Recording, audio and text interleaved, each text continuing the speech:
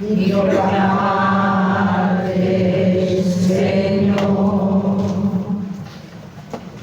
Que la paz de Dios inunde nuestros corazones esta mañana, por la tarde, mañana y toda la semana y para siempre. Amén.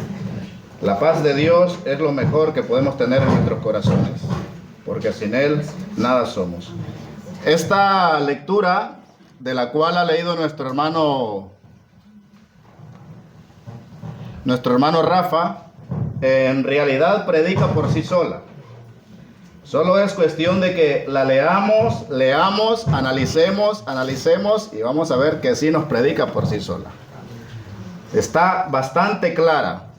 En una ocasión, Jesús estaba con sus discípulos, con los 12, y de repente habían otros también aparte de los 12.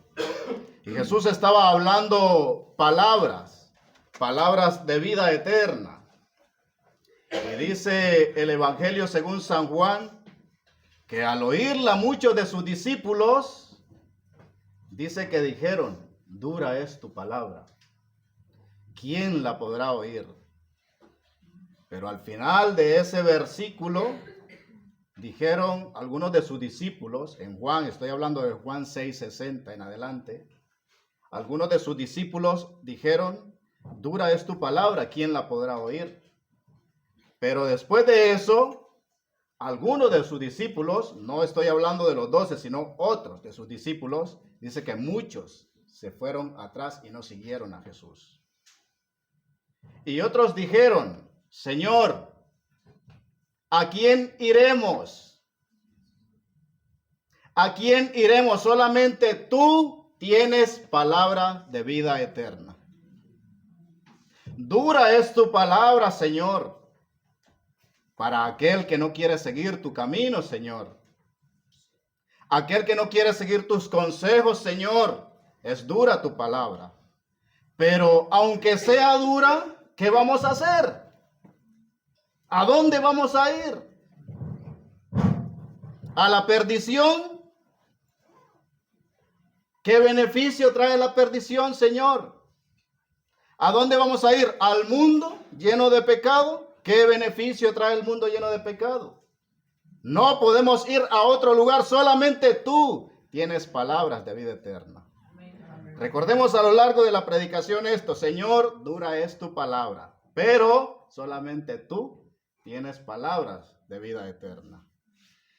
Empiezo con este versículo para que tengamos en mente.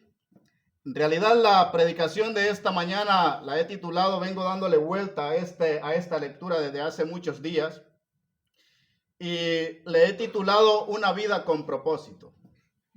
Esa es la predicación de esta mañana, una vida con propósito. Todo lo que tenemos a nuestro alrededor tiene un propósito. Las sillas en las que estamos sentados tienen un propósito. El púlpito tiene un propósito, el móvil tiene un propósito, todo lo que alrededor hay tiene un propósito. Fueron hechas para un propósito. ¿Y tu vida tiene algún propósito? ¿O solamente va divagando como la hoja que se la lleva el viento? Nuestra vida tiene un propósito. Estamos aquí en este mundo, estamos viviendo y estamos caminando con algún propósito. ¿O solamente nos levantamos, nos duchamos? Bueno, algunos a veces. Nos duchamos, luego comemos, vamos al trabajo, volvemos a casa y al siguiente día la misma rutina y al siguiente día la misma rutina. Pero en realidad, ¿nuestra vida está viviendo con algún propósito? ¿Cuál es tu propósito de tu existir? ¿Cuál es tu propósito de estar en este mundo? ¿Con qué propósito crees que tú has venido a este mundo y con qué propósito crees que Dios te ha mantenido con vida hasta este momento? ¿Tiene algún propósito tu vida? ¿Tiene algún alcance? ¿Tiene algún futuro? Eso es importante ponernos a pensar. En el versículo 9 que leía nuestro hermano es un versículo de aliento importante, excelente, porque nos lleva al fondo de lo que Cristo quiere que nosotros entendamos. El versículo 9 dice, mas vosotros sois linaje escogido, real sacerdocio, nación santa, pueblo adquirido por Dios, para que anunciéis las virtudes de aquel que os llamó de las tinieblas a su luz admirable. Vosotros que en otro tiempo no erais pueblo, ahora sois pueblo de Dios. En otro tiempo que no habías alcanzado misericordia, ahora habéis alcanzado misericordia. En Adán todos pecamos. En Adán todos caímos, por cuanto todos pecaron y están destituidos de la gloria de Dios, dice Romanos. En Adán todos estamos destituidos de la gloria de Dios. Pero en Cristo Jesús, aquel verbo que vino y se hizo carne y habitó entre nosotros los hombres y vimos su gloria, aquel verbo en el cual a los suyos vino y los suyos no le recibieron, más a los que le recibieron en Cristo Jesús, a los que le recibieron dice que hemos sido como hechos hijos de Dios. En otro tiempo que no éramos hijos de Dios, en otro tiempo que estábamos todos destituidos de la gloria de Dios, en otro tiempo que en el cual habíamos pecado y la consecuencia era la condenación, la muerte, ahora en Cristo Jesús dice que somos hechos hijos de Dios. ¿A quiénes? A los que le han recibido. Si tú eres alguno de esos que no ha recibido a Dios, es hora, estimado amigo, de recibir a Dios en tu corazón. Porque solamente en Cristo Jesús podemos tener vida eterna. Solamente en Cristo Jesús podemos tener una vida con propósito. Fuera de Dios no somos absolutamente nada. Nuestra vida va a seguir la misma rutina sin propósito alguno. Pero en Cristo Jesús dice que nosotros somos linaje escogido. En Cristo Jesús, en la redención, en la muerte, sepultura y resurrección de Cristo, por medio de su sangre, en la redención, dice que somos linaje escogido. Por medio de la redención de Jesucristo, por medio del sacrificio de Cristo, por medio de haber creído en Él, por medio de haberlo recibido y por medio de estar en Él, somos linaje escogido, real sacerdocio. Ya nos pone en una posición diferente Dios. En Adán estábamos para muerte. En Cristo nos pone en una posición diferente. Nos pone en la realeza. Dice que somos un pueblo adquirido por Dios. Y dice que en otro tiempo dice que estábamos lejos de Dios y que no éramos pueblo. Ojo con esto, que la gratitud es importante. Primeramente, ¿por qué somos agradecidos? ¿Cuántas cosas nos ha dado Dios? Empecemos por la vida. Hoy nos hemos levantado, respiramos y estamos vivos. Es un mérito darle gracias a Dios por eso. Por nuestra familia, por nuestros hijos, por todo lo que Dios nos da, es un mérito darle gracias a Dios. Pero también dice de que en otro tiempo dice que no éramos pueblo. Señor, ¿y ahora qué soy? Soy pueblo tuyo. O sea, ¿qué tan grande es esa gratitud, Señor? En otro tiempo que yo no valía para ti, ahora soy pueblo tuyo. Solo por el hecho de haberte recibido, haberte creído en ti y estar en ti. Pero esto nos pone en una posición, es verdad. Pedro aquí está explicando de que en Cristo Jesús tenemos posición.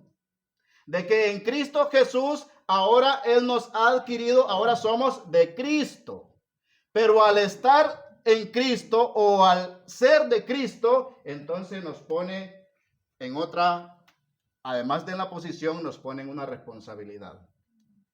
En llevar una vida con propósito. Amados, yo les ruego como a extranjeros y peregrinos. Antes en Adán estábamos destituidos de la gloria de Dios. Vivíamos en este mundo y éramos de este mundo. En Cristo Jesús vivimos en este mundo, pero no somos de este mundo. Entonces dice Pedro, amados hermanos, yo les ruego como a extranjeros y peregrinos. Sí, Señor, estamos en este mundo. Jesucristo oró porque estamos en este mundo. Le pidió al Padre cuando Él se iba, porque estamos en este mundo, Señor. Le dijo, Padre, no te ruego que los quites del mundo, pero sí te ruego que los guardes del mal. Entonces, hermanos, estamos en este mundo, pero no somos de este mundo. Dice la Escritura de que somos peregrinos y extranjeros.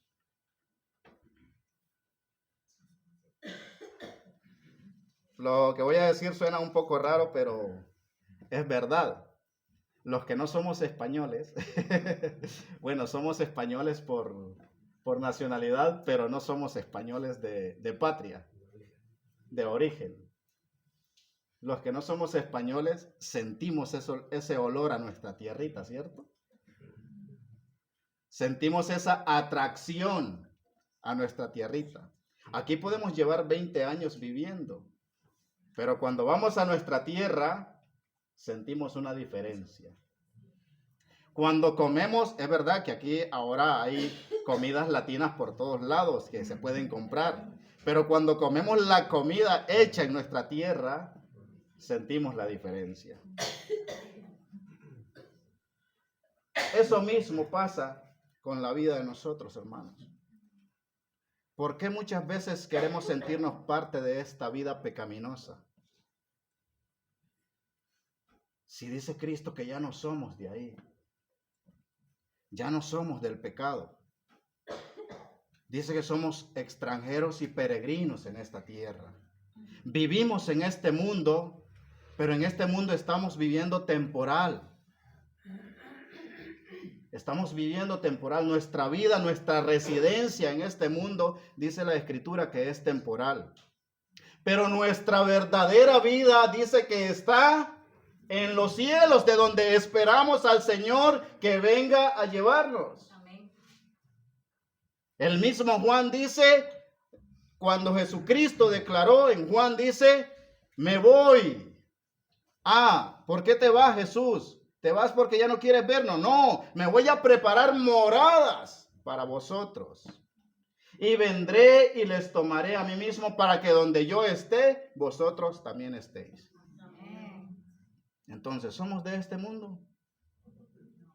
¿Cuál es la vida nuestra? ¿Tiene un propósito? Sí, vivimos en este mundo, pero nuestro propósito es ir a habitar a las moradas celestiales. Entonces, como extranjeros y peregrinos, para habitar en las moradas celestiales, como extranjeros y peregrinos, dice, les ruego que os abstengáis de los deseos carnales. Ojo, que batallan contra el alma. Tenemos esa batalla. Tenemos esa batalla. Los deseos carnales están ahí batallando contra el alma. Y por eso es importante agarrarnos de la mano de Jesús. Porque sin Él no podemos vencer.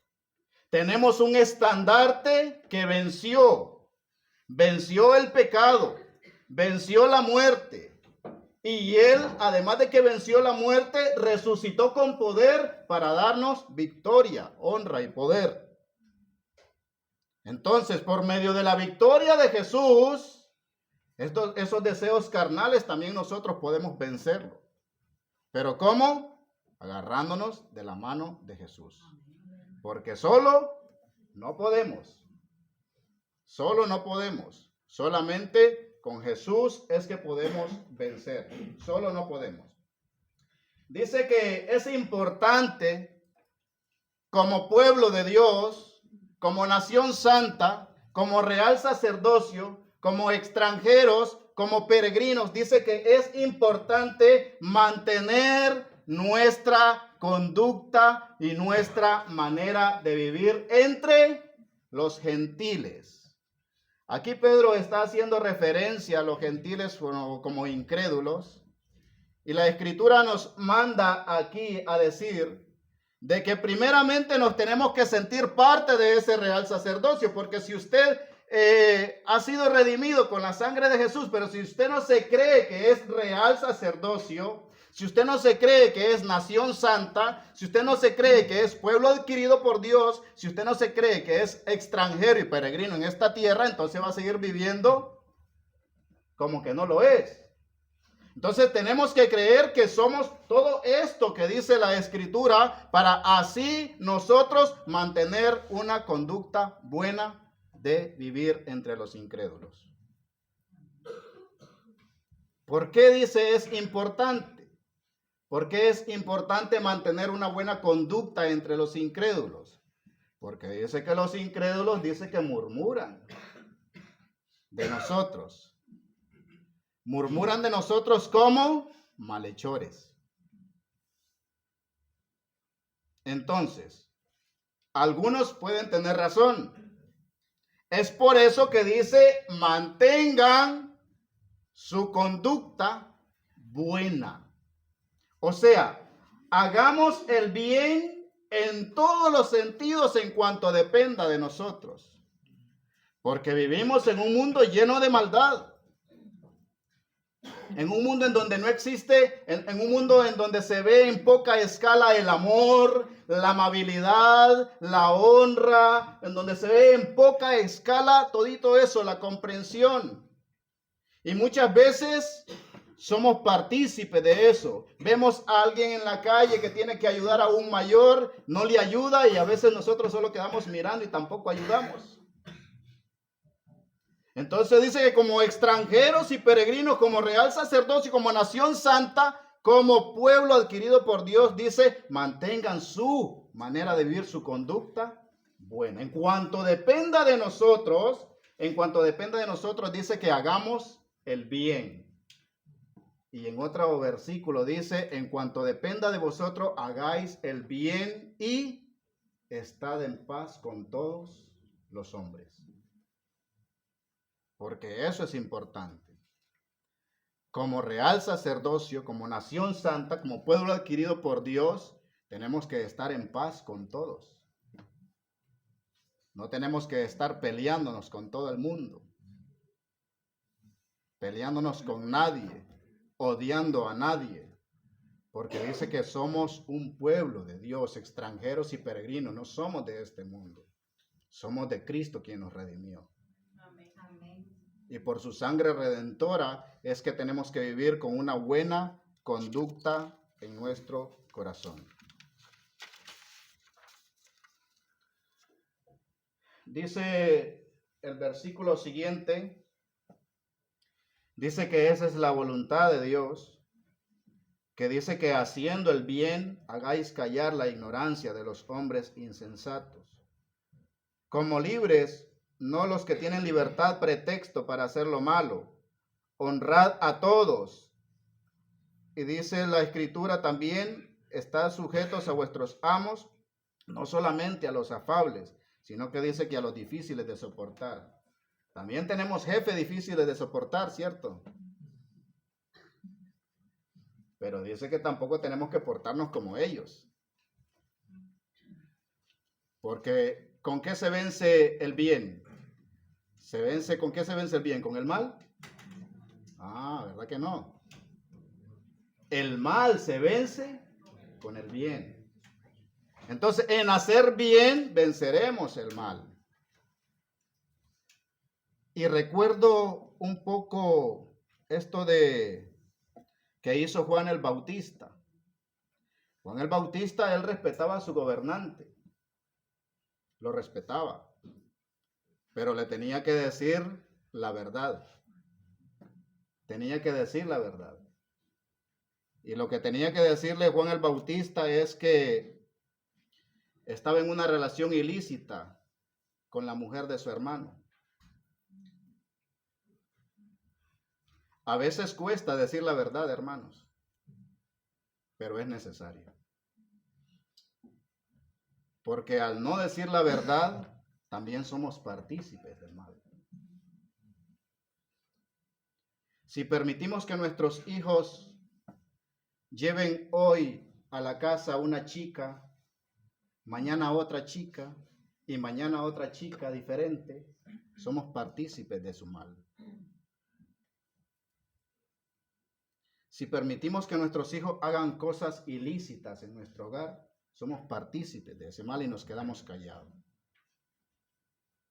Es necesario corregir lo malo. Porque si nosotros no corregimos lo malo, entonces seremos partícipes y lo veremos como algo normal, como algo que va pasando normal. Entonces, corregir todo lo malo que dependa en todo nuestro entorno, en todo nuestro alrededor. Es necesario corregir lo malo. Como amados, como extranjeros y peregrinos, dice que nos abstengamos de todo y mantengamos nuestra manera de vivir buena entre los gentiles. Porque si nuestra casa es un caos, ¿qué dirán los incrédulos de nosotros?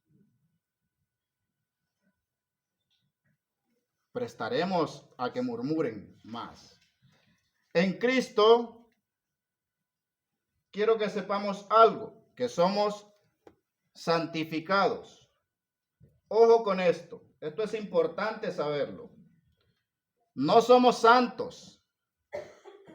Somos santificados. Hemos entrado en el proceso de la santificación. Que tampoco estoy diciendo de que al ser pueblo de Dios, nación santa, pueblo adquirido por Dios, no estoy diciendo que no vamos a romper ni una copa. Hemos entrado en el proceso de la santificación. Pero que ese proceso de la santificación no se quede estancado. Tiene que ir día a día avanzando. En una ocasión estaba leyendo un comentario en el que hace una pregunta retórica el comentarista y dice, ¿hubiese cambiado Jesús a sus discípulos por otros? ¿Hubiese buscado otros mejores? Teniendo ahí a un Judas traicionero, ¿hubiese cambiado ese equipo? ¿Hubiese cambiado al Barça por el Madrid?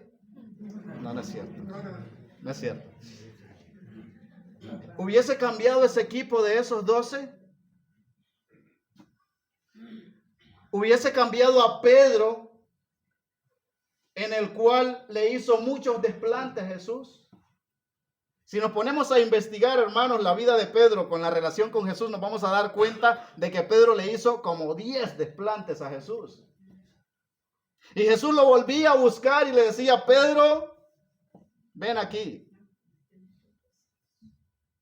Y en algún momento viene Jesús y le dice a Pedro, después de todos los desplantes que le había hecho, y el último de ellos que fue cuando Jesús ya había resucitado, ¿saben qué estaba haciendo Pedro después de que Jesús había resucitado?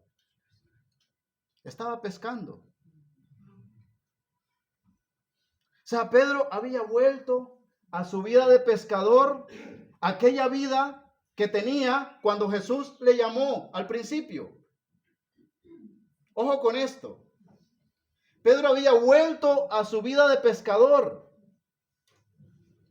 O sea, aquellos 3 años y medio casi aproximadamente, después de la muerte y todo el sacrificio que pasó Jesús, de la sepultura, de la resurrección y todas las humillaciones que pasó Jesús, después de su resurrección, Pedro vuelve a su vida de pescador. Y se le aparece Jesús y le dice, ¿qué estás haciendo, Pedro? Esto es como casi parecido a nosotros, después de pasar tanto tiempo con Dios y de repente volver a nuestra vida antigua que llevábamos sin Dios. ¿Qué hubiese hecho Jesús? Pedro, ya no te mereces estar conmigo. Ya no te mereces estar conmigo porque no tuviste en cuenta todo lo que yo hice por ti, sino que sigues en tu vida, ahí en tu vida que llevabas antes, no. Y se le acerca a Jesús y le dice, Pedro, le hace una pregunta interesante. Es una pregunta dura que Pedro lloró. Pedro, ¿me amas? Imagínense la pregunta que le hace Jesús a Pedro. Pedro, ¿me amas? O sea, todo lo que pasamos juntos, Jesús sabe bien lo que le está preguntando y Jesús sabe la respuesta de Pedro. Pero le pregunta, Pedro, ¿me amas? Y le dijo, tú sabes que sí, te quiero. Esa fue la respuesta de Pedro. En el griego, Jesús le dice, agapao Pedro, ¿me amas? De amor, le está hablando de amor. Y Pedro le dijo, fileo, Señor, te aprecio, te tengo un aprecio como de amigos. Y le vuelve a preguntar, y le preguntó, y a la tercera vez, dice, Pedro, ¿me amas? Y Pedro lloró. Y le dijo, Señor, tú sabes que sí te amo. A la tercera vez le preguntó eso y llorando le dijo, tú sabes que sí te amo. Entonces Jesús le dijo, apacienta mis corderos. Yo ya no voy a estar aquí, entonces, si me amas, si soy tu amigo, si me tienes ese gran cariño, ese gran aprecio, apacienta mis corderos. Te los dejo que los apacientes, enséñales. Y es este mismo Pedro que nos está escribiendo aquí, hermanos. Entonces, la pregunta que hice anteriormente, ¿Jesús hubiese cambiado ese equipo? No. Jesús siguió trabajando con ese equipo. Lo transformó, lo regeneró. Y luego vemos a un Pedro, vemos a Juan, vemos a Santiago, vemos a todos esos grandes hombres hablando grandes palabras que son las palabras que nosotros predicamos. Las palabras del Espíritu Santo. ¿Qué hicieras si el Señor te pregunta, ¿me amas? Como decía anteriormente, no somos santos a la perfección como lo es Dios, en su santidad total. Hemos sido santificados.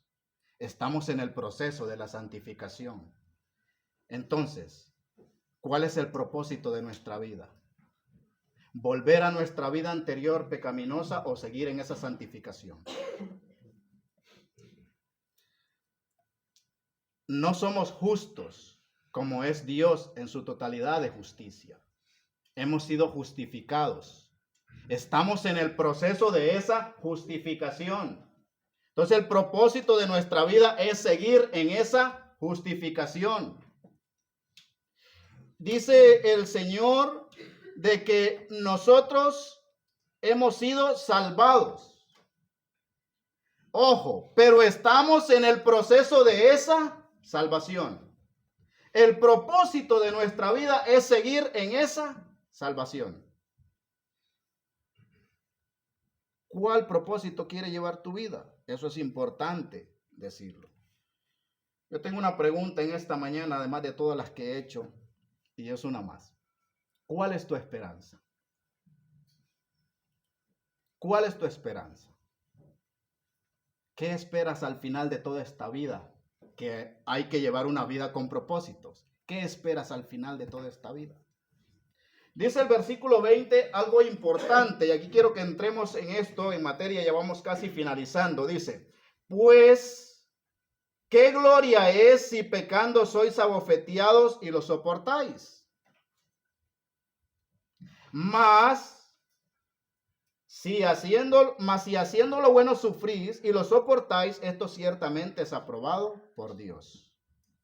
Dice Pedro, ese mismo Pedro que estaba haciendo cosas que no eran buenas, ese mismo Pedro dice, ¿qué gloria vas a recibir? ¿O qué esperanza vas a recibir? ¿O qué premio vas a recibir si estás pecando y lo soportáis? O sea, esto es como un rompecabezas. Estamos en este mundo. Si vivimos para el pecado, vamos a sufrir, ¿sí o no? Y vamos a soportarlo porque estamos en este mundo viviendo. Pero al final de todo, ¿qué recompensa vamos a recibir? Ninguna. Ahora, en Cristo Jesús, estamos en Cristo Jesús, pero mi pregunta es, ¿no somos abofeteados en Cristo Jesús también? ¿No somos zarandeados? ¿No somos probados? ¿No padecemos injusticia? ¿No padecemos situaciones? Sí. Pero con una diferencia. No la padecemos solos. La padecemos en compañía con Cristo Jesús. Y dice que si lo soportamos y quedamos firmes después de la prueba, dice que esto ciertamente es aprobado por Dios. ¿Y cuál es la recompensa? La vida eterna con Cristo Jesús. Mi pregunta es, ¿ustedes creen que los ricos no padecen, no sufren?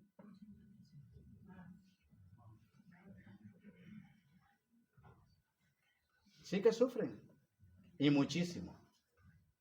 Porque muchas veces la juventud o muchas veces cuando somos inmaduros pensamos de que teniendo riqueza es todo felicidad. Que teniendo riqueza lo es tenerlo todo. Y no es así.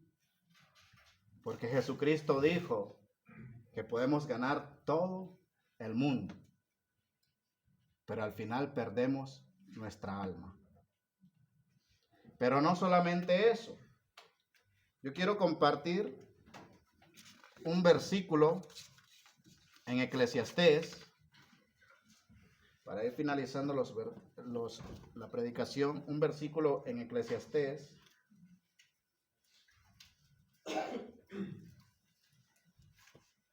El capítulo 5, versículo 15 y 16.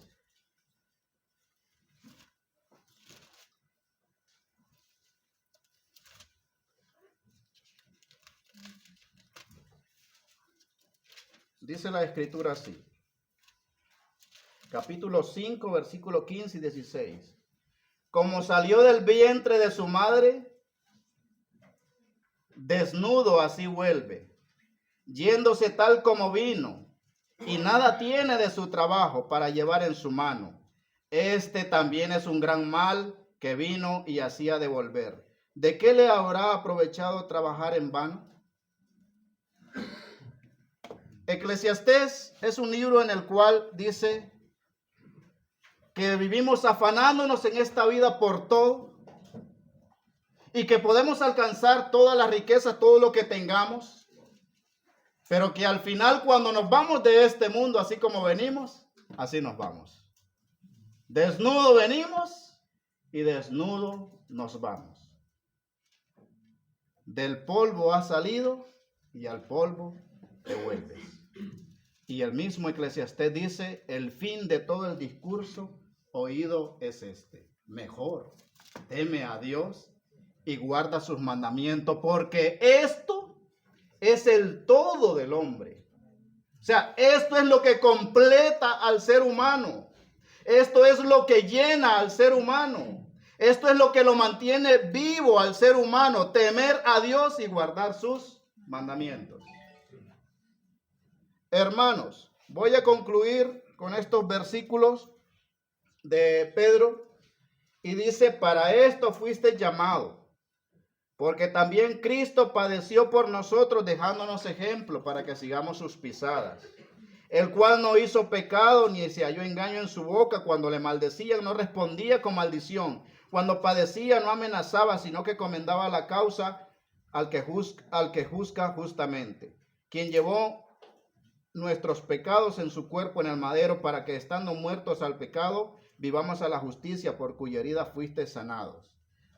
Antes hablaba yo de los hijos. Es importante corregir, pero cuando vayamos a corregir, hermanos, a alguien, si nosotros estamos en esa santificación y vamos progresando, gloria a Dios.